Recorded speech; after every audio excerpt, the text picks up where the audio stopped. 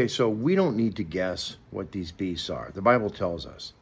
In Daniel 8, it says, the two-horned ram that you saw represents the kings of Media and Persia. The shaggy goat is the king of Greece, and the large horn between his eyes is the first king. The four horns that replaced the one that was broken off represent four kingdoms that will emerge from his nation, but will not have the same power. So basically, it's explaining the visions in Romans or Daniel 8 of these beasts that come after Babylon. There's Babylon, Medo-Persia, Greece, and then of course Rome came, and then after Rome this little horn. But the book of Daniel has four visions: Daniel 2, Daniel 7, Daniel 8 and 9, and Daniel 10, 11, and 12.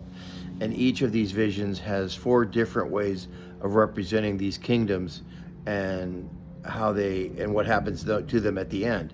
They're all replaced by the kingdom of God that comes in.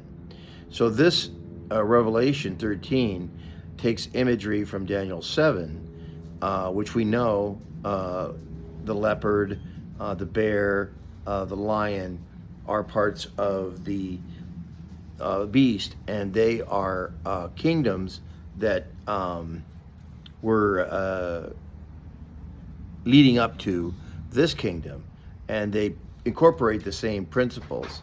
And out of this comes the little horn, which comes from the 10 nations of Europe that came together. But the papal state is a little horn that persecuted the Christians through the Inquisition and other ways.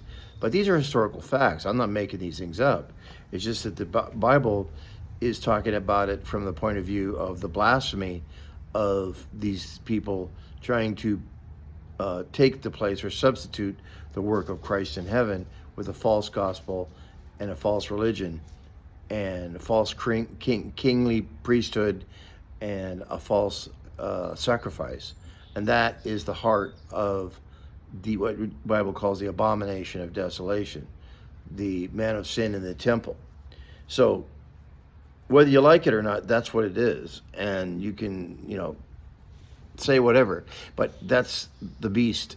That's what it does. And it persecutes the saints of the Most High for 42 months. And we'll discuss what that means going forward.